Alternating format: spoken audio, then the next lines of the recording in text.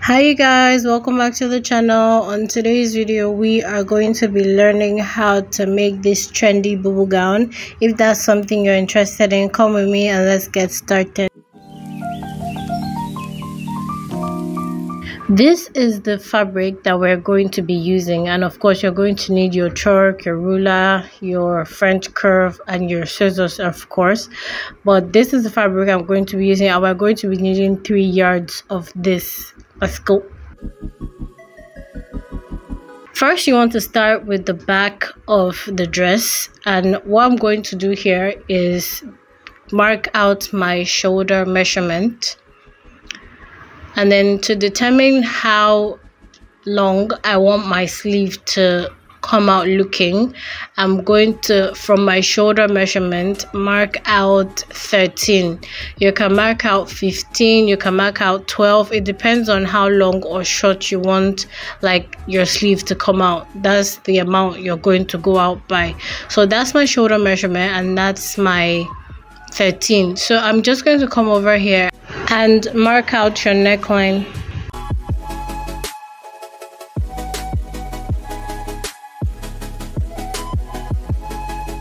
Come out here and do 3 by 2.5 for the neckline, because it's the back and I don't want it to be really deep.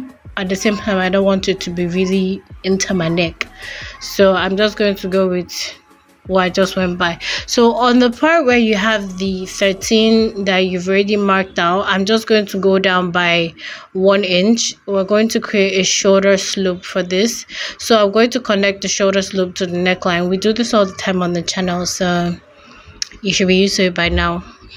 So next thing we're going to do is come on the shoulder line. We're going to use the top of this cloth as our shoulder line, and we're going to go down by 11, and 11 is my bust point.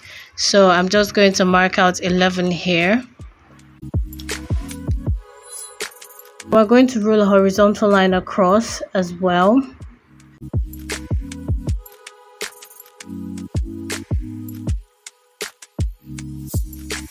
The next thing we're going to do is do our bust measurement divided by 4.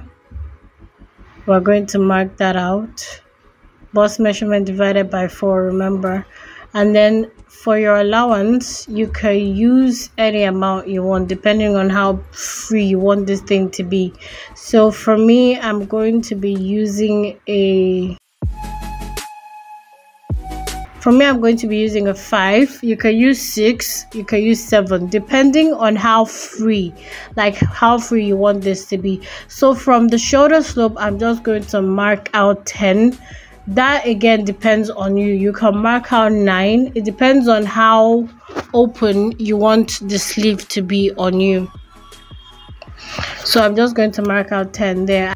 And from that point where we have our 10, I'm just going to take my French curve and make a curve on this. If you want to use your free hand, you can do so, but I would advise you to use a curve so you can get like the proper curve.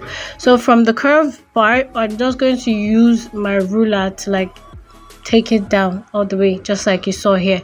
So from this, you can actually make it slant. It depends on how you want the sleeve to come out. If you want it to come out straight, that's fine by you. If you want it to come out in a bell sleeve shape type, that's definitely for you too. But me, I'm going to make my own straight, so straight it is.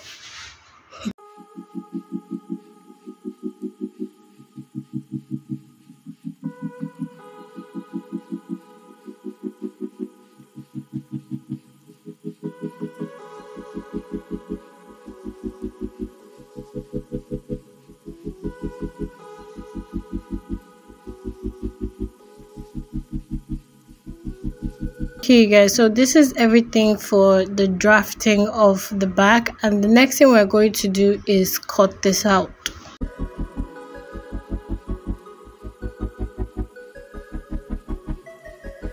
Please be careful while you're cutting, and keep in mind that this is on the actual fabric and not on a paper, not on a pattern paper. It's actually on the fabric, so you have to be careful. So that's it for the back. Let's go over to the front now. So for the front, I'm just going to come over here and mark out 1.5 because we're going to be needing that. It's very important. So 1.5 all the way to the down part of this. So the next thing we're going to do is place our back piece onto the front, but don't go over the 1.5 inch line. Let it be either on top or just give a little space from the line. Don't go over the line. I'm going to pin this down. You have to pin yours down, so any other thing you want to do can be done peacefully.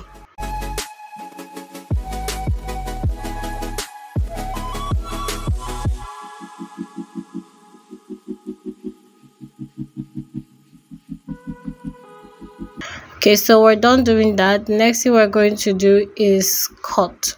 We're going to trace the armhole side, the sleeve side, the shoulder slope, and then the body. But what we're not going to trace out is the neck part, the neckline part. So just keep that in mind.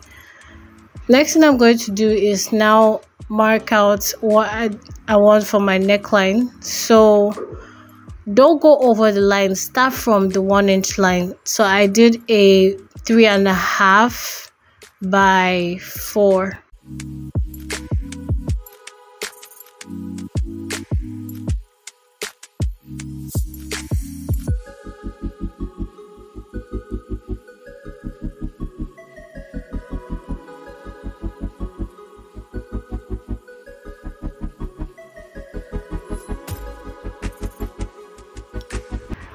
You guys see how the neckline goes into the 1.5 inch line that we've just made. I explained that in my previous video. You have to create a neckline even if you're putting a zip because it's really important.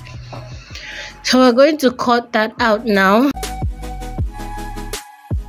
and then we'll go over and separate the front part.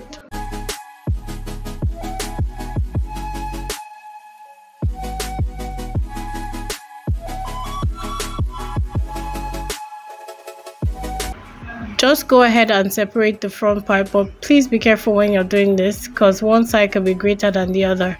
So here we're just going to see the length. This dress length is 47. Okay, you guys, so from the neckline here, the top neckline here, we're going to come down by 5. You can do 3 or 4 depending on what you want to use, depending on how open you want your bust area to be. So from the shoulder here, we're going to go down by 31, and that's how much I want my slit to be open. Remember again that my own dress doesn't really have a length to it, so if you're taller, you can add fringes to the bottom later, which I will do. So we're going to stitch from that part to that part, and this is what it's looking like. This is the opening at the top, and this is the slit at the bottom front. Remember, all this action is actually happening in the front, not at the back. The next thing we're going to do is iron this flat, and after which you want to use our hemming gum to hold it down. Remember, you cannot, I repeat, you cannot do this without ironing. You have to iron so you have a really good result at the end of the day. So we're going to put our hemming gum into the space you see after ironing, and then we're going to hold it down from top to bottom, and this is the result that we've gotten so far, which I'm actually loving because this is really neat. If you really want a neat work, you have to finish. So this is what the inside is looking like. Next thing we're going to do is now put the front and the back together. So we're going to put the right sides facing each other, and we're going to put them together like so. Place and use your pin to hold.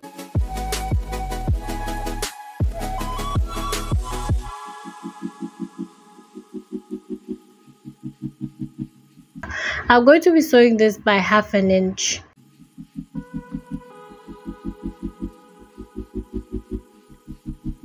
So you guys, we're done with that, and the next thing we're going to do now is we're going to do the sleeve later.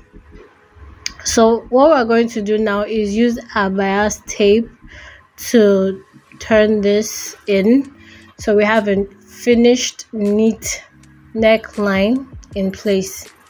Now this again depends on you. If you want it to go at the back, you can do it, which I did. This is at the back right now and it's very neat. So the next thing we're going to do is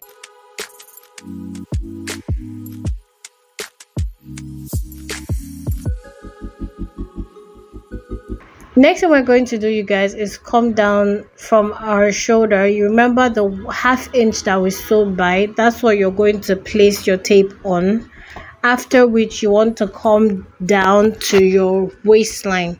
So for me, mine is 16. I don't know what yours is. Do what yours is, not what mine is. So mine is 16, and I'm just going to rule a horizontal line across. And then the next thing I'm going to do is divide my waist measurement by 4 and mark it out on each side. So waist measurement divided by 4. I'm going to start from the middle line, which we could call the apex line, and mark it on one side, which is, mine is 8. What's yours? We're going to mark that there, and we're going to also mark out 8 on the other side. Starting from the apex line, you mark 8 on one side and 8 on the other side. So it depends on what your waist measurement is. Divide that by 4, and from the apex line, mark in 2 places. So you guys, this is the belt we're going to be using inside. For width, we have 4.5, and then for length, we have a length 35. It depends on what you want really, but the belt should be enough to go around your waist. We're going to go over to the sewing machine now and stitch this down. So for the sleeve, I didn't do a traditional hem in. I went ahead to do a bias tape out. So what that means is I use a bias tape to hem it on the outside of the cloth.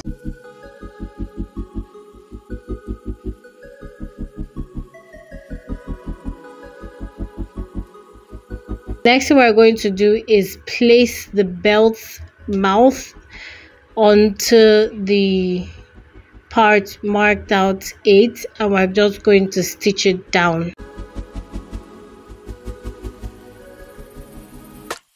Please use a pin to hold it, so when you go over to your sewing machine, it will be easier for you to sew.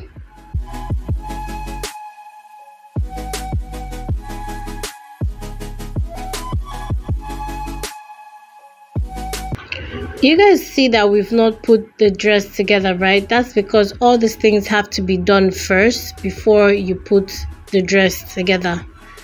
That way it's easier for you to work with.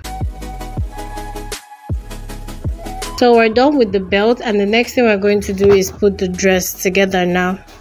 So on the sides, I'm going to be closing by 1.5 inch. You can use 1 inch if you want. It depends on how, like, again, really big you want this to be. And I'm also going to hem the ends by like 1/2 inch, because like I said before, I'm going to be adding a fringe to this, which I will be uploading on my Instagram, so go and check it out if you had the chance. So we're done with this. You guys, please don't forget to weave your cloth. That's like the most neatest thing you can do for yourself. This is the end result. I've still not put the fringe yet. You'll see that up on my Instagram. This is what it's looking like. Look at the ends. Really snatched this dummy. I can't wait to see your results. I can't wait to see what you've done for yourself. I hope you enjoyed this tutorial, because I know I did. You guys, please do not forget to like, subscribe, and also leave a comment down below. Don't forget to turn on your notification bell so you'll be notified when I post a new video. Don't forget to love yourself, because I love you, and have a beautiful day. Bye.